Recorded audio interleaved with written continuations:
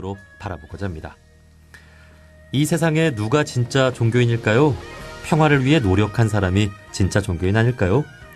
지난주부터 노벨 평화상 수상자들에 대해 한 사람씩 자세히 배워보고 있는데요. 오늘은 종교단체 퀘이커에 대해 알아보는 시간 준비했습니다. 서울대 통일평화연구원 연구교수이자 평화를 만든 사람들의 저자 이찬수 교수님 나오셨습니다. 교수님 반갑습니다. 예, 반갑습니다. 네, 오랜만에 또 인사를 해주시는데 네네. 저희 청취자분들께 간단한 소개와 인사 부탁드리겠습니다. 네, 방금 소개받은 대로요. 저는 서울대학교 통일평화연구원에 있습니다. 종교에 기반해서 평화를 좀 평화 문화를 확장시켜가는 쪽에 관심을 가지고 연구하고 있습니다. 요새 종교 평화학이라는 학문을 하고 있는 셈입니다. 네. 네. 그 지난주부터 노벨 평화상 수상자들에 대해서 한 사람씩 네. 자세히 배워보고 있는데 이 책을 또 교수님께서 소개를 해주신 또 인연이 있기 때문에 네, 저도 필자 중에 한 사람이기도 하고 네. 좋은 책이라서요. 한국에 이런 정도 책이 없었거든요. 네. 그 제가 앞에서 소개해드린 대로 평화를 위해 노력한 사람이 진짜 종교인이다. 이 말에 대해서 어떻게 생각하시나요? 저희 한결같은 논지와 주장과도 같은 얘기고요. 뭐 저도 종교인이지만 그 종교인이기 때문에 하는 것이라기보다는 어떤 삶이 정말 종교적 가르침에 어울렸으면 좋겠다. 저의 삶이 그런 생각은 늘 하는데 뭐 제대로는 못 삽니다. 아무튼 말씀에 전적으로 동의합니다. 네. 자, 오늘은 교수님과 함께 노벨 평화상 수상자 그 두 번째 시간으로 종교단체 퀘이커에 대해서 배워보는 시간 가져볼까 하는데요. 보통은 이 노벨 평화상이 개인에게 주어지는 경우가 많은 것으로 알고 있는데 이렇게 단체들도 대상이 되는군요. 원래 그 개인 또는 단체에게 수상하도록 되어 있습니다. 근데 실제로 개인들이 주로 많이 받았죠. 그러니까 예를 들어서 1954년하고 1981년도에 유엔 난민 기구가 두 번이나 수상한 적이 있어요. 예. 그리고 이때가 제2차 세계대전 끝나고 2차 세계대전 중에 난민이 대규모로 발생하니까 이 난민을 법적으로 보호하고 또 지역에 정착하도록 지원하고 국제적으로 평화 환경을 만들어가야 할 필요성을 느껴서 유엔에서 1951년도에 설립했거든요. 실제로 이런 취지 많은 행동들을 했기 때문에 네. 그 유엔 기구였는데도 불구하고 이 기구가 두 번에 걸쳐서 노벨 평화상을 받은 적이 있고요. 또 88년도에 유엔 평화 유지군 그 군대가 받은 적도 있어요. 그 대부분 이제 그 분쟁 지역에 평화를 유지한다는 목적으로 이제 들어가서 더 이상 분쟁이 발생하지 않도록 하는 역할을 해왔기 때문에 유엔 평화 유지군이 받아서 당시 유엔 사무총장이 수상 연설을 하기도 하고 한 적이 있습니다. 예. 군대가 노벨 평화상을 받는다. 좀 아이러니 같지만 네네. 예, 다국적군이죠 기본적으로. 그런데 전쟁 무슨 방어하는 전쟁보다는 군대가 주둔함으로써 작은 분쟁들이 벌어지지 않도록 하는 역할을 해왔죠. 네. 자, 이렇게 단체도 노벨 평화상의 수상 대상이 되는데 사실은 종교의 가르침이 이 사랑과 자비와 은혜를 실천하는 것인 만큼 네. 모든 모든 종교가 이렇게 다른 단체보다도 이 노벨 평화상을 받아야 되고 어떤 종교 단체로서의 어떤 자존심 그런 것도 있잖아요. 예. 그러게요. 그래야 되는데 많이 실제로 많이 받은 적은 별로 없습니다. 이제 관계된 분들, 종교를 배경으로 한 분들이 딱히 꼽아보진 않았는데 그래도 이른바 성직자나 종교 단체나 그거 하면 대여섯 회 이상은 되는 것 같은데요. 정확히 생각은 안 해봤습니다. 네. 자, 이 퀘이커에 대해서 자세히 알아보겠습니다. 보통 그 개신교 교파 가운데 하나로 한 번쯤 들어보신 분들이 많이 계실 것 같고요. 자, 퀘이커는 어떤 단체일까요? 글쎄 정말 많이 들어보셨을까 잘 모르겠는데요. 퀘이커가 한국에도 있습니다. 그런데 아무튼 기본적으로 1600년대 영국에서 조지 폭스라는 분이 이제 영적인 체험을 하고 그것을 평화적으로 실천하던 데 기원을 두고서 발생했고 굳이 분류하자면 개신교계 종교단체라고 할 수 있어요. 네, 아주 교리가 복잡하지 않고 단순합니다. 모든 인간 안에는 절대자의 기운, 여기서 이제 내면의 빛이라고 표현하는데요.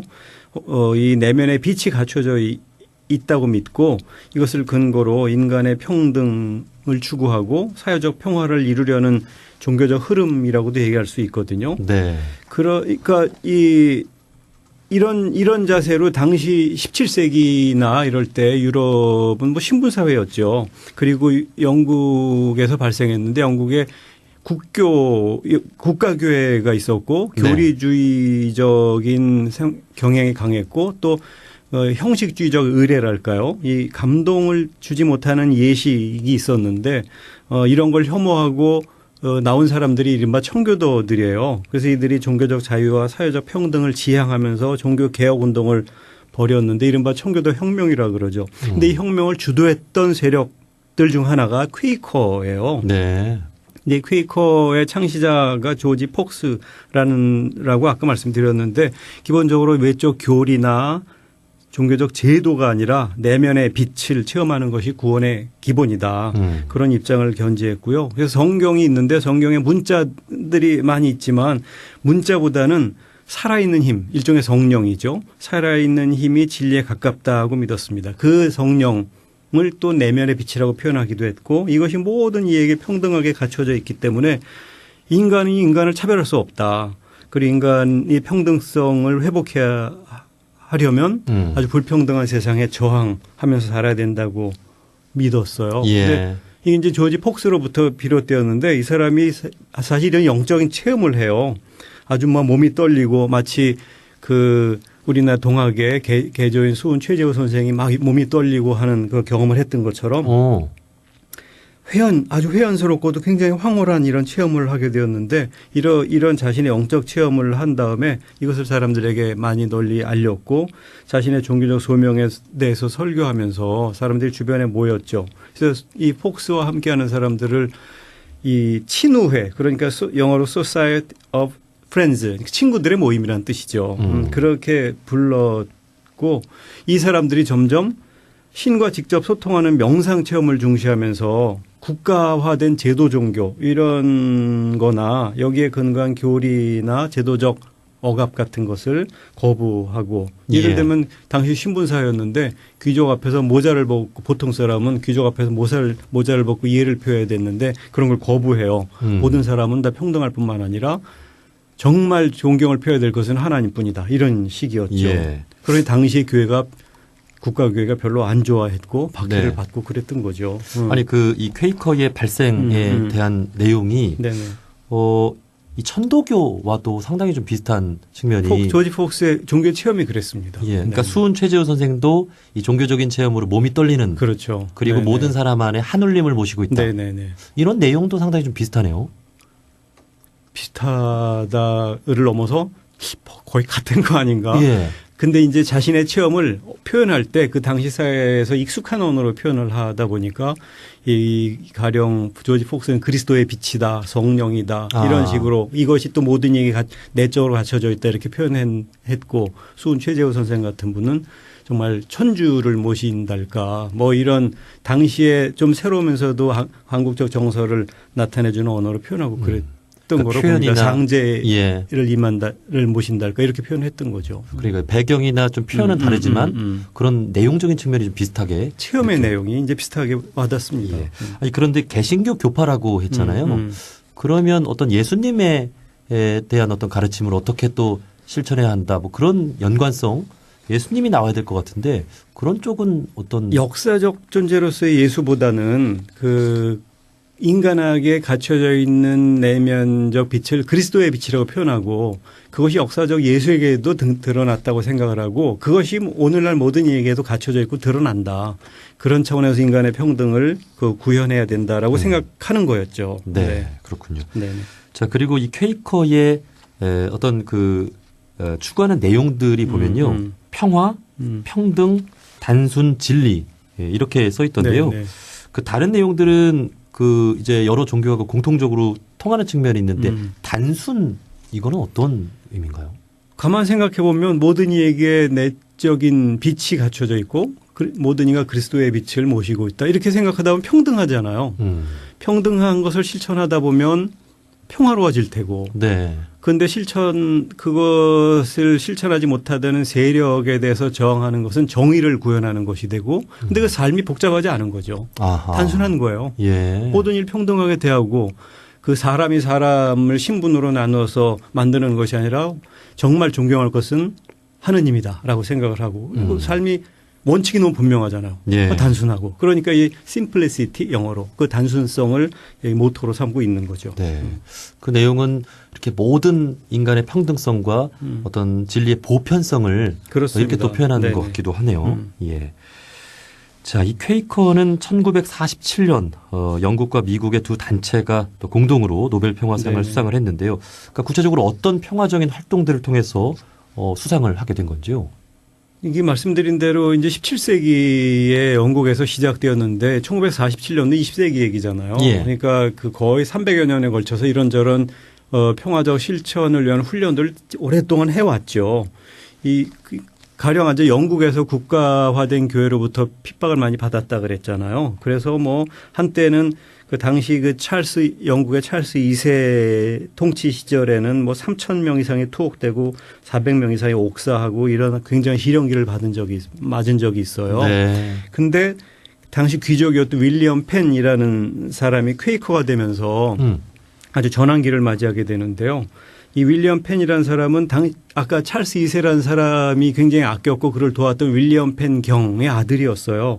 그러니까 찰스 2세가 그 자신의 신복이었던 자신을 도왔던 윌리엄 펜 경, 영어로 Sir라고 쓰는 윌리엄 펜 경에게 그 당시에 미국이 영국의 그 영국령이었거든요. 네. 그래서 뉴욕하고 메릴랜드 사이 거기는 펜실베니아 오늘의 그 땅을 윌리엄 펜에게 그 하사해요.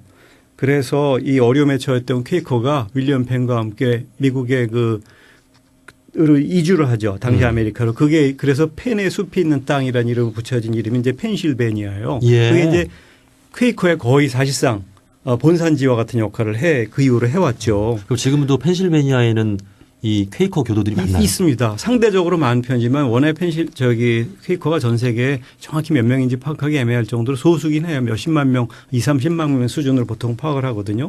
근데 아무튼 이 사람들이 미국으로 신앙의 자유를 찾아와서 펜실베니아에서 작은 주 정부를 세웁니다. 예. 그 윌리엄 펜을 총독으로 해서 평등과 평화의 원리에 기반한 퀘이커식 정치를 구현하려고 하죠. 당시 원주민, 이른바 인디언이라고 부르는 원주민이 먼저 있었잖아요. 그 사람들과 이주민, 백인 사이의 갈등이 심했는데 이 폭력과 갈등을 계속 협상을 통해서 해결을 시도하고 서로가 서로를 존중할 수 있도록 협력을 다지는 폐쇄적이지 않고 개방적인 정책을 펼치도록 하고 그러니까 많은 인디언들이 당시 원주민들이 이제 펜실베니아로 몰려오기도 하고 와. 그래서 거기에 상대적으로 이 평등성에 입각한 정책이 많이 이루어져 왔고 물론 윌리엄 펜이 죽고 나서 그 정책이 많이 약화되긴 했어요. 그래도 이제 기본적으로 영국으로부터 이제 아메리카가 독립하기 위한 미국이 독립하기 위한 독립전쟁이 벌어졌는데 당시 미국에 있던 가톨릭이나 개신교가 애국주의적 자세로 미국을 원체 지원하죠. 예. 그래서 전쟁하면서 미국 중심적 사유를 합니다. 그런데 이 퀘이커는 아무리 독립을 위한 것이라고 해도 전쟁은 안 된다. 그래서 반전을 외칩니다. 그러니까 미국에 살면서도 미국 편은 안 드는 거예요. 그러니까 미국 주류 세계가 또 안 좋아하죠. 그래서 이런 흐름이 양쪽으로 성장하기 쉽지는 않은데 그래서 점점 소수자가 되어갔지만 이 평화주의 정신은 계속 지속되었어요. 미국의 뭐 대통령이었던 허버트 후버랄까 그 워터게이트 사건으로 나중에 실각했지만 리차드 닉슨 같은 사람이 다 퀘이커 교도였거든요. 네. 이 사람들의 정책 속에 평화 정신 같은 것이 기본적으로 들어있고 이것이 계속 이어져 왔기 때문에 나중에 그 노벨 평화상으로 이어지게 된 거죠. 예. 그러니까 우리가 종교인이라면 네네. 그 뭐 국가 간의 전쟁이 발생했을 때 어떤 역할을 해야 될 것인가, 네네. 어떤 좋은 또 답을 또 준 것이 아닌가 하는 그런 생각도 들고, 자 그렇게 평화적인 활동을 계속 해 오다가 이제 20세기에 들어서 어쨌든 이 노벨 평화상을 받게 된 뭐 결정적인 뭐 계기나 역할이 또 있었을 거잖아요. 기본적으로는 이게 47년도에 받았다 그랬잖아요. 그러니까 그게 역시 2차 세계대전 끝난 이후예요. 그래서 이미 전 세계 사람들이 전쟁으로 인해서 굉장한 고통을 당했을 때 퀘이커 단체, 퀘이커라는 게 사실 당시 말이 퀘이커인데 미국의 퀘이커 협회가 있었고 영국의 퀘이커 정확한 표현으로는 영국 퀘이커 봉사협회고 미국 퀘이커 봉사위원회들이 있었거든요. 네. 이 사람들이 열심히 노력을 하는 거죠. 이 전쟁의 와중에 가령 베트남 전쟁을 이제 나중 얘기이기도 합니다만 이제 그 베트남 전쟁은 미국이 북베트남과 싸운 전쟁이에요. 그런데 북베트남에 들어가서도 이 난민 구호 활동을 한다든지 하는 식으로 전쟁을 반대하고 어차피 전쟁이 벌어졌으면 전쟁에 의한 피해자를 동일하게 취급한다 이런 자세를 계속 보였던 거죠. 예. 그것이 2차 대전을 전후에서도 그런 일들이 있었고 이런 퀘이커의 평화운동이 알려지면서 1947년도에 퀘이커가 정확히 얘기하면은 영국 퀘이커 봉사협회와 미국 퀘이커 봉사위원회가 공동으로 수상하는 거예요. 예. 네. 자, 그리고 이 퀘이커는 이 양심적 병역 거부를 또 지원을 하고 또 탈국가주의를 또 이렇게 실천을 해왔는데 그 이후에도 이 퀘이커는 지금까지도 어떤 활동들로 또 혹시 이어져 오고 있는지도 궁금한데요. 제가 아까 그 월남전에서도 이념을 가리지 않고 모든 피해자를 위한 활동을 했다는 말씀 드렸잖아요. 근데 이제 한국과도 인연이 깊어요. 한국전쟁 이후에 영국과 미국의 퀘이커가 한국에서 의료 봉사 활동을 펼치거든요. 그래서 당시 군산 도립의원이 있었는데 그것이 전쟁으로 파괴가 되었어요. 그 군산 도립의원을 복구해 주기도 하고 전쟁 난민 2만 명 정도를 무료로 진료하기도 했다고 해요. 예. 그런 일들이 계속 이어져 오는 거죠. 그리고 그 가령 아까 말씀드린 걸 조금 보완하면 북베트남에 들어가서 전쟁으로 피해받은 이념적으로는 적국이지만 폭력의 피해라는 차원에서는 모두가 동일하다는 생각을 가지고 네. 물자를 지원한다든지 생필품을 지원한다든지 이런 역할을 해요. 그러니까 미국 정부로부터 반국가 단체라는 낙인을 찍히기도 하죠. 그러니까 어느 한 편을 들지 않아요. 무조건 전쟁을 반대하고 폭력으로 인한 피해자를 돌보는 행동을 먼저 하죠. 이런 식으로 그러니까 미국 주류 애국주의적 사회관을 가진 사람들에게는 자꾸 낙인을 이단시 된다든지 이제 비애국주의적인 역할을 비애국주의자로 낙인을 찍히기도 한다든지 가령 그 9.11 테러가 나고 나서 당시 미국 부시 정부가 테러와의 전쟁을 벌였거든요. 네. 근데 퀘이커는 테러와의 전쟁도 안 된다. 왜냐하면 테러에 대응한다는 이름으로 또 사람을 죽이는 일을 펼치는 것은 무조건 안 된다고 반대를 해서 미국 정부의 사찰 대상이 되기도 했어요. 예. 이런 일들이 계속 지속해온 거죠. 네. 저는 이러한 이야기를 들으면서 우리나라도 이제 건장한 남성은 다 이렇게 병역 의무를 실시하잖아요. 네네.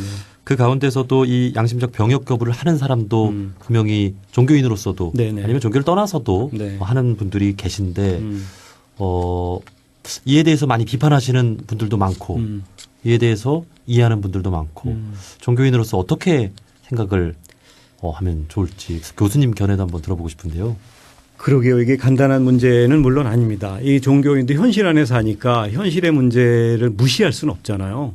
그런데 언제나 현실을 무시할 수 없다는 이유로 타협을 하게 되고 현실 안에 사는 사람과 늘 비슷한 삶을 살아서 실제로 종교의 이름으로 세상을 그다지 바꾸지 못하게 되거나 일반 사회와 똑같아지는 보통 사람과 똑같아지거나 더 못할 수도 있는 일이 벌어지거든요. 그런데 퀘이커 같은 곳이 인상적이거나 존경스러운 점이 있다면 현실과 타협하지 않고 자신의 세운 원칙을 아주 과격할 정도로 실천한다는 거예요. 그게 인간 안에 갖춰진 그리스도의 빛 혹은 내면의 빛에 따라 인간의 평등성을 실현하고 평등을 억압해서 누가 누구를 죽이고 폭력을 가하는 것을 원천적으로 반대하고 네. 기왕 벌어졌다면 그게 이념으로 적과 악을 가르지 않고 피해를 복구하는 일을 나서는 일. 그래서 병역을 거부하고 양심적 병역 거부를 정당화하고 전쟁을 반대하고 하는 이런 일들 자체는 정말 근원적인 차원에서 당시 사회에서 욕을 먹더라도 정말 종교적인 일이라는 생각이 들어요. 그래서 네. 저는 이런 퀘이커랄까 이렇게 특정 이념이 아니라 사람을 살리는 일에 몰두하는 이런 데가 정말 종교적이다. 그런 생각 기본적으로 합니다. 사실은 종교인들이 깨달아 아는 것, 그러니까 내적인 평화만을 추구하는 경우도 많이 있지만 네네. 우리 원불교 같은 경우도 사실은 정신수양, 사리 연구를 아무리 해도 이 작업 취사가 없으면 큰 열매를 맺지 못하는 것과 같다. 맞습니다. 하는 말씀을 했는데 실제 살면서 뭐가 일하는 현장에서 그것이 구체화돼야 되는 거고 일하는 현상 구체화된다는 말은 일하는 현장과 부딪힐 때 과감하게 현장을 돌파해 나가는 자세가 없으면은 그냥 일반인과 다를 거 없는 거죠. 예. 그 정의라면 뭐 이렇게 죽을 각오로 행하라 하는 네. 그런 또 법 말씀도 생각이 나고요. 아유, 벌써 시간이 훌쩍 흘러서 다 됐나요? 여기서 또 마무리를 해야 될 것 같습니다. 네네. 오늘 종교 단체 이 개신교의 한 교파로 또 분류가 되는 퀘이커에 대해서 서울대 통일평화연구원 연구교수이자 평화를 만든 사람들의 저자 이찬수 교수님과 함께 배워보는 시간 가져봤습니다. 교수님 오늘 좋은 말씀 고맙습니다. 예, 고맙습니다.